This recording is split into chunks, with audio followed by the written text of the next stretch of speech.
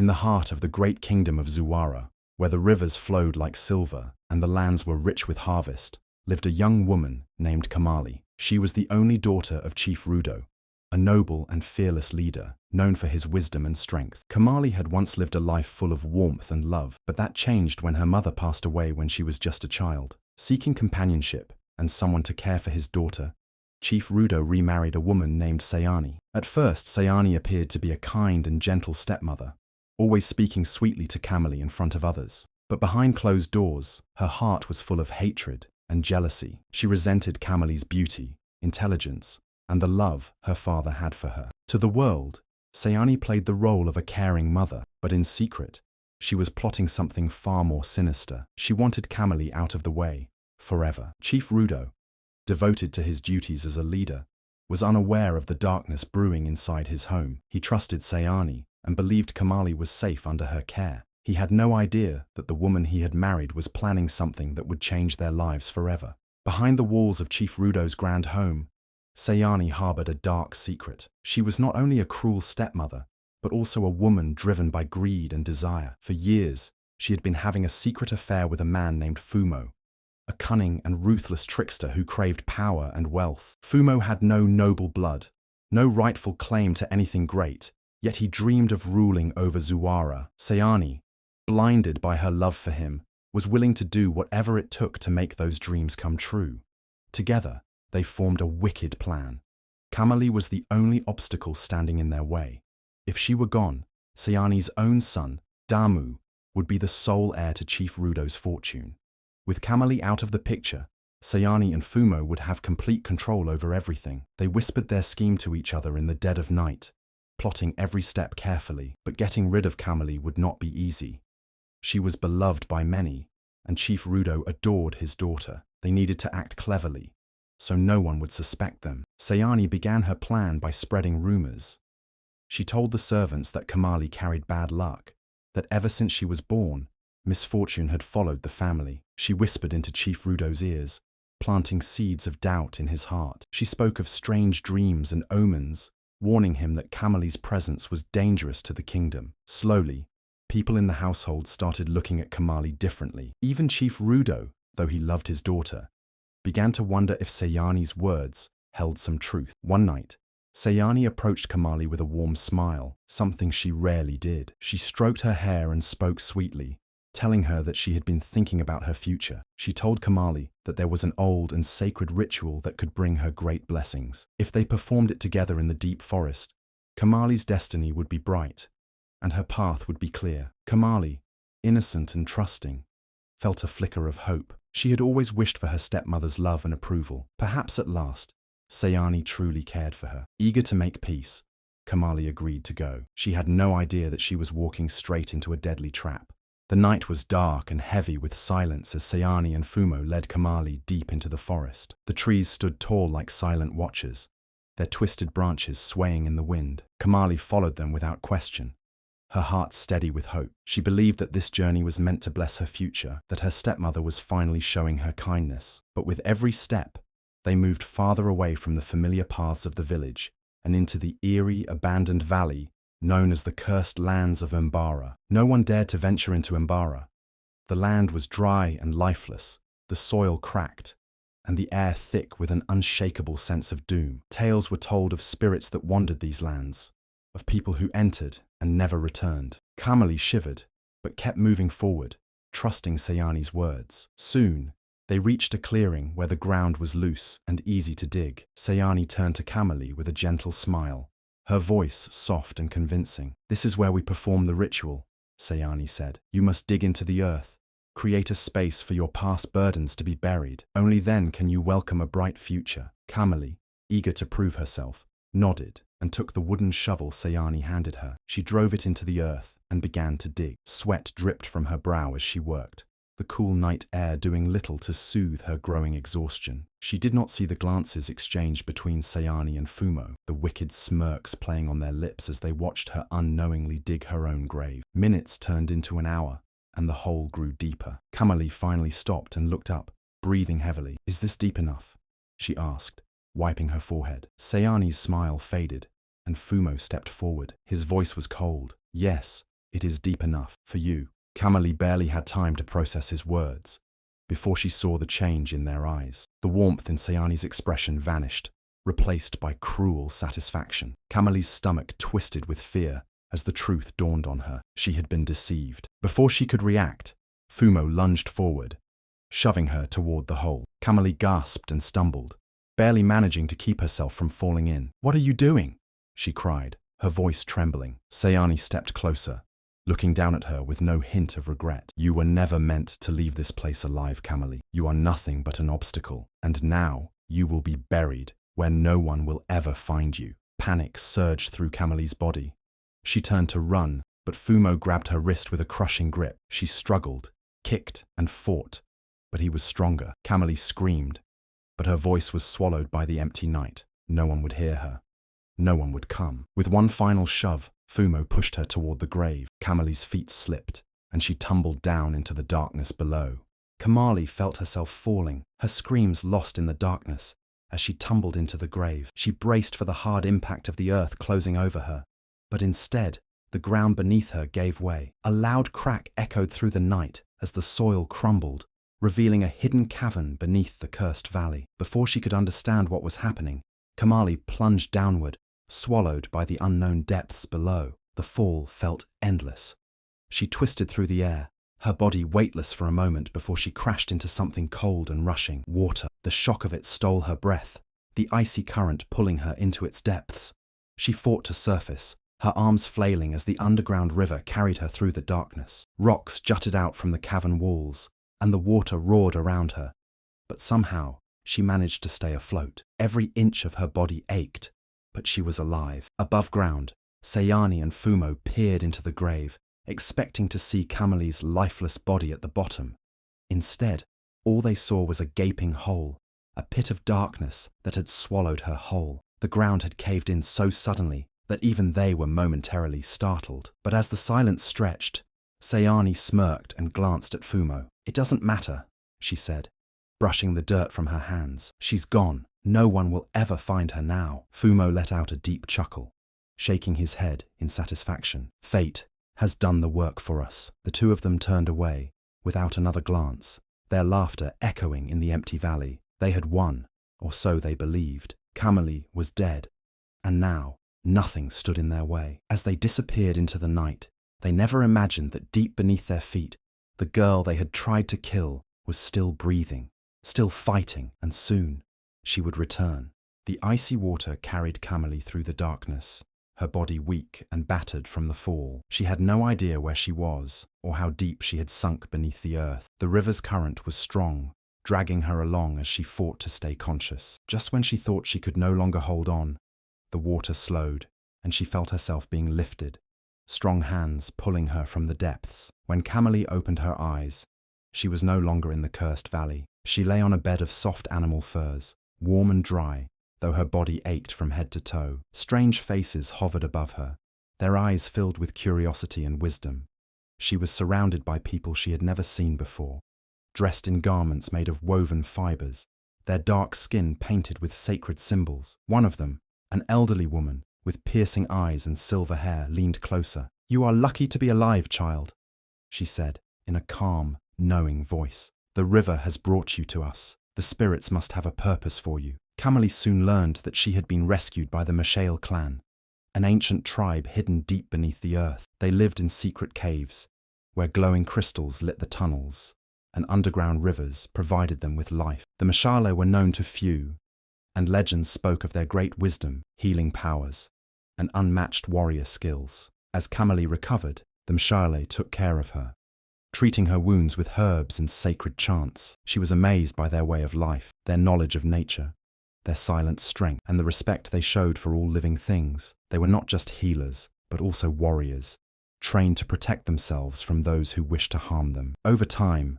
Kamali grew stronger. The Mshale saw the fire in her spirit, the determination in her heart, and they decided to train her. She learned to hunt and fight, to read the stars, to move unseen like the wind. She became skilled in medicine, knowing which plants could heal and which could poison. Every lesson made her wiser, sharper, and more prepared for the journey ahead. One evening, as she sat by the river that had saved her, the elder woman, whom she now called Mama Bahati, sat beside her. "You have learned well, Kamali," she said, her voice filled with pride, "but your heart still longs for the world above." Kamali looked into the water, her reflection no longer that of a helpless girl, but of a strong and fearless woman. She had not forgotten the betrayal, the cruelty of Sayani and Fumo. She had not forgotten the father who still lived under their lies.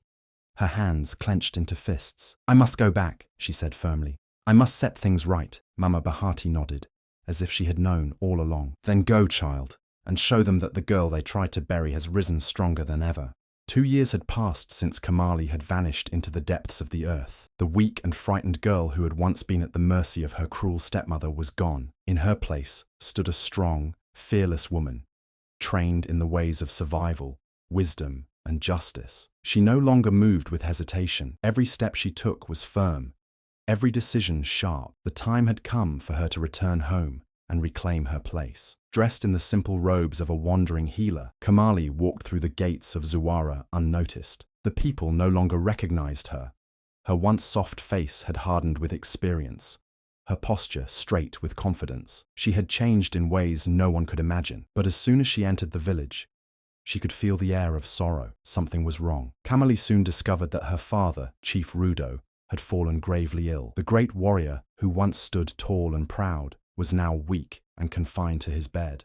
Sayani and Fumo had taken control of the household, ruling in his name while poisoning him with lies and deceit. The servants whispered that the chief's illness was unnatural, that something sinister was at play. Kamali's heart burned with anger. Carefully, she moved through the village, speaking to those who had once been loyal to her father. Some had been silenced by fear, but others still held hope. She listened to their stories, gathering pieces of the truth. Sayani had convinced the people that Kamali was dead, that she had vanished into the cursed lands and never returned. With no heir to stand in their way, Sayani and Fumo had slowly taken control, using Chief Rudo's weakness to their advantage. Kamali knew she could not act recklessly. She had to be patient, to uncover proof of their crimes before striking. Every night, she watched from the shadows, listening to conversations, studying their movements. She saw how Fumo whispered in Sayani's ear, how Sayani sneered at the sick chief, and how they laughed together, thinking they had won. But they did not know the truth. Kamali was alive, and soon she would make them pay for everything they had done. The night of the grand feast arrived, a celebration meant to honor the gods and the kingdom's leaders. The palace was filled with music and laughter, but beneath the surface, darkness lurked. Sayani and Fumo sat at the high table, dressed in the finest garments, acting as if they were the true rulers of Zuara. Chief Rudo, weak and barely able to sit upright, was beside them, his once powerful presence reduced to a shadow. Kamali, hidden among the crowd, watched carefully. The time had come. She could no longer stay silent. Taking a deep breath, she stepped forward, her voice strong and unwavering. "This feast is a lie," she declared. The music stopped. The laughter faded. All eyes turned to her. Sayani's face drained of color. Fumo nearly dropped his cup. The impossible had happened. Kamali was alive. Gasps filled the room as Kamali removed the hood covering her face. The people murmured in shock. They had been told she was dead, lost in the cursed lands. Yet here she stood, stronger, fiercer, unbroken. "I was betrayed," Kamali continued, her voice cutting through the silence. "My stepmother and her secret lover led me into the forest, made me dig my own grave, and left me to die." She turned to her father, her eyes filled with sorrow. "Baba, they tried to kill me so they could steal your throne." Chief Rudo's weak eyes widened in disbelief, his hands trembling as he looked at Sayani. "Is this true?" he asked, his voice hoarse. Sayani quickly regained her composure. "This girl is lying," she spat. "She is an imposter, a trickster." But the fear in her eyes betrayed her. Kamali was prepared. "You say I lie?" she said coldly. "Then let the truth speak for itself." She clapped her hands, and the doors swung open. From the entrance, several figures stepped forward. The Mshale elders had come.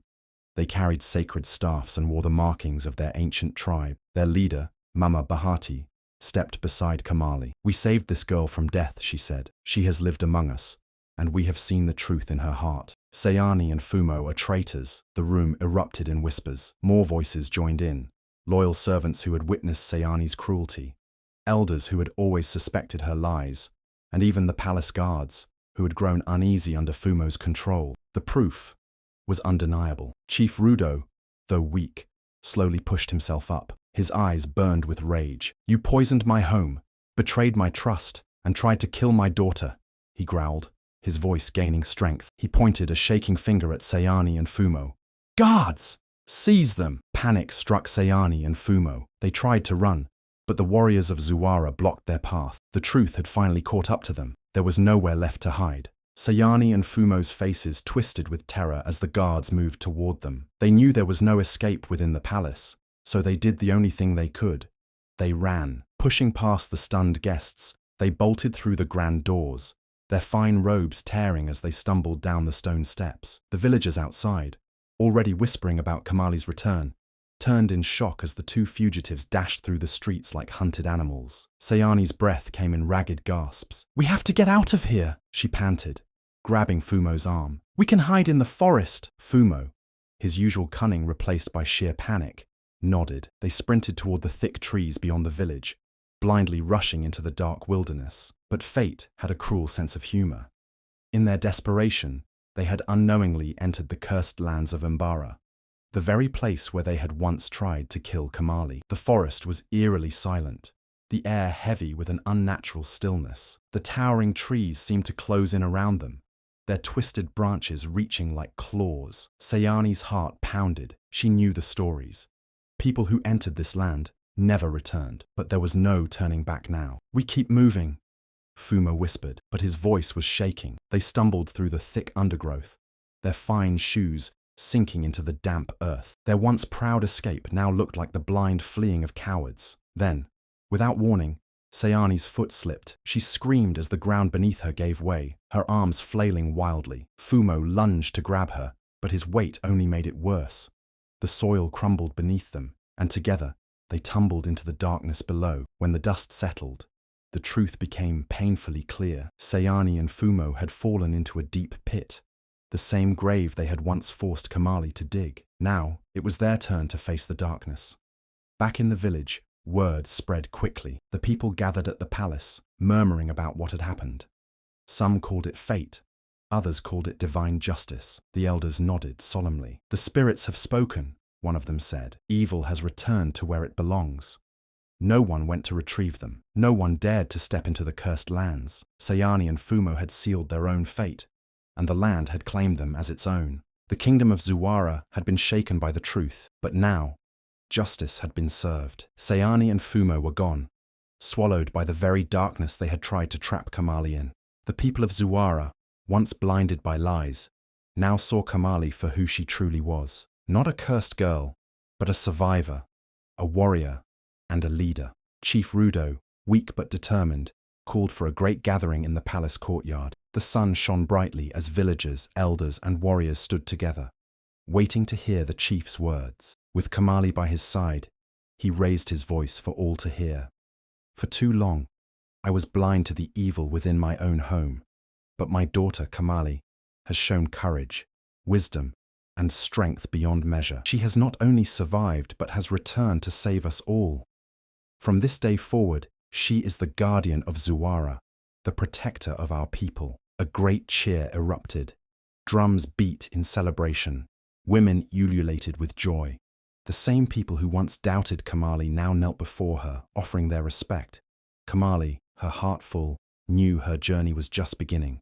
She did not return for revenge. She returned to heal, to guide, and to protect. With the knowledge she had gained from the Mshale Clan, she helped the sick, trained young warriors, and taught the people the value of truth and kindness. No longer was she the forgotten daughter of the chief. She was a leader in her own right. As the sun began to rise over the hills of Zuara, Kamali stood tall, watching the golden light stretch across the land. She had faced death and returned stronger. She had fought against betrayal and emerged victorious. She had lost everything, but had gained something even greater, her destiny. And as the first rays of morning touched her face, she made a silent vow. Never again would she allow the innocent to suffer as she had. She would be their protector, their voice, their strength. Kamali, once buried by betrayal, had risen, not as a victim, but as a legend.